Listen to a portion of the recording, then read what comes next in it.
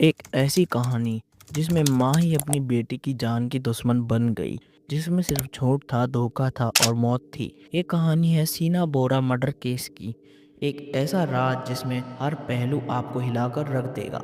आज हम बात करने वाले हैं एक ऐसे हाई प्रोफाइल केस की जिसमें पैसा था, पावर थी, पर उस सब के पीछे छुपा था एक खौफनाक सच, जिसमें एक लड़की की जिंदगी उसकी ही माँ ने खत्म कर दी। क्यों? सिर्फ इसीलिए क्योंकि वो जिंदगी का सच बन गई थी। एक ऐसा सच जिसे वो दुनिया से छुपाना चाहती थी। शीना बोरा मर्डर केस बीते का More shocking details now emerging of the Sheena Bora murder case. अपनी ही बेटी के कत्ल के इल्जाम में जेल जा चुकी इंद्राणी मुखर्जी की जिंदगी के शीना बॉर्डर केस में आपके चैनल एबीपी न्यूज। शीना बोरा मर्डर केस। सबसे पहले मिलते हैं सीना बोरा से।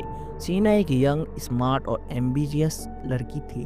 वो मुंबई में रहती थी और एक रेप्यूटेड कंपनी में काम करती थी। दिखने में सुंदर, बिहेवियर में क्लासी, लेकिन उसकी ज़िंदगी में सब कुछ नॉर्मल नहीं था। सीना की माँ का नाम इंद्राणी मुखर्जिया था। इंद्राणी एक पावरफुल मीडिया एग्जीक्यूटिव थी। आईएनएक्स मीडिया की को फाउंडर। पब्लिक इमेज से वो एक प्रोफेशनल, सक्सेसफुल और क्लासी वुमेन थी, लेकिन अंदर से कहानी कुछ और ही थी। इंद्राणी सीना को सबको अपनी बहन बताती थी। हाँ, सही सुना तुमने, बहन, जबकि असल में वो उसकी बेटी थी। इंद्राणी ने यह सच सालों तक छुपाया क्योंकि उसने छोटी उम्र में रिलेशनशिप से सीना को जन्म दिया था और सोसाइटी में अपनी इमेज खराब नहीं करनी चाहती थी। इस कहानी में एक और नाम जुड़ता है, राहुल मुखर्जिया।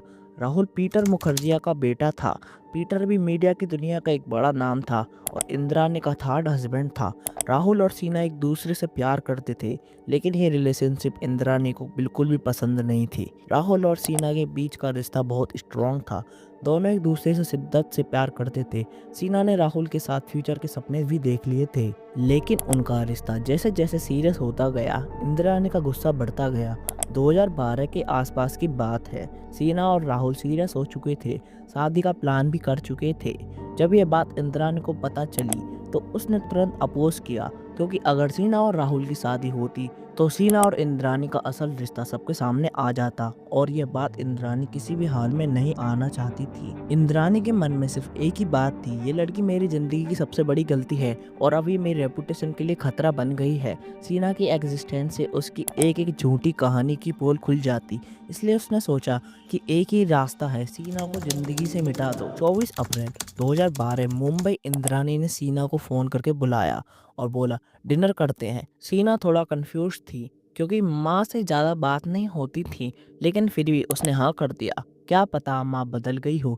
सीना को क्या पता था कि वो डिनर उसकी ज़िंदगी का आखिरी डिनर बनने जा रहा है। उस रात इंद्राणी के साथ उसका एक्स हस्बैंड संजीव खन्ना, जो कोलकाता से मुंबई आया था। साथ में उनका ड्राइवर श्याम वार था।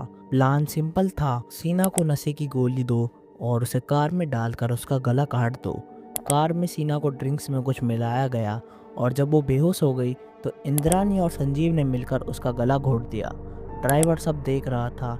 एक माँ ने अपनी ही बेटी का कत्ल कर दिया सिर्फ अपनी इमेज बचाने के लिए। उसके बाद उन्होंने सीना की बॉडी को एक सूटकेस में डाला, उसे ले जाकर रायगढ़ के एक जंगल में पेट्रोल डाला और जला दिया और केस क्लोज कर दिया।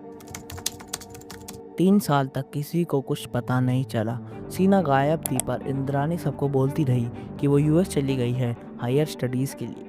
राहुल ने कई बार सीना से कांटेक्ट करने का ट्राई किया, लेकिन हर बार इंद्राणी कोई ना कोई बहाना बना देती।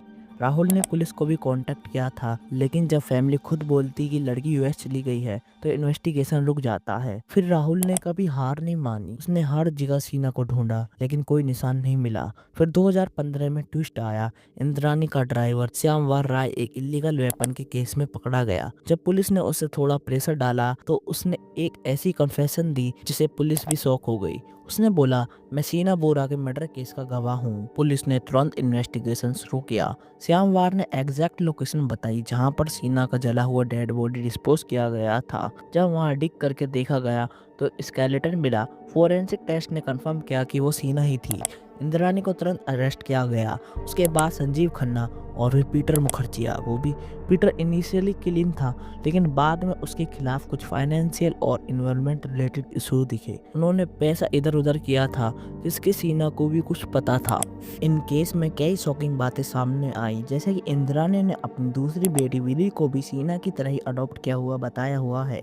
इंद्राणी का पूरा पास्ट एक वेब और एक लाई था। उसने हर रिश्ता मैनिपुलेट किया, झूठ बोला, और जब लोगों के सामने सच आया तो उसने सीना का कत्ल कर दिया। कोर्ट रूम में हर हियरिंग एक नई ट्विस्ट से भरी हुई थी। इंद्राणी कभी मेडिकल रीजन से डील करती, कभी कुछ और कभी कुछ, लेकिन सीबीआई ने इसे एक स्ट्रॉन्ग केस बताया। पीटर मुखर्जी ने अपने डिफेंस में बोला कि उसे कुछ नहीं पता, लेकिन फाइनेंशियल और फोन कॉल्स डिटेल्स ने उसकी कहानी वीक बना दी। अप्रैल 2022 में इंद्राणी को सुप्रीम कोर्ट ने बेल दे दी। उसने जेल में अपने आप को एक राइटर बनाने की कोशिश की, मीडिया के साथ इंटरव्यू दिए, लेकिन पब्लिक के लिए वो आज भी एक कोल्ड ब्लडेड मर्डर है। सीना की मौत सिर्फ एक बेटी की मौत नहीं थी, वो एक वार्निंग थी कि जब इंसान अपनी इमेज, अपने ईगो और अपने पैसे को बचाने के चक्कर में इंसानियत भूल जाए तो उसके अंदर शैतान जीत जाता है। पब्लिक रिएक्शन भी इस केस में इंटेंस था। लोगों ने प्रोटेस्ट किया, मीडिया ने कंटिन्यूअस कवरेज दिया। हर जगह यही सवाल था, क्या एक माँ इतनी खतरनाक हो सकती है? आज भी लोग ये केस भूल नहीं पाए हैं, क्योंकि ये सिर्फ एक क्राइम नहीं था, ये एक माँ के हाथ अपनी बेटी का कत्ल था। और ये बात किसी भी समाज के लिए ये कलंक है।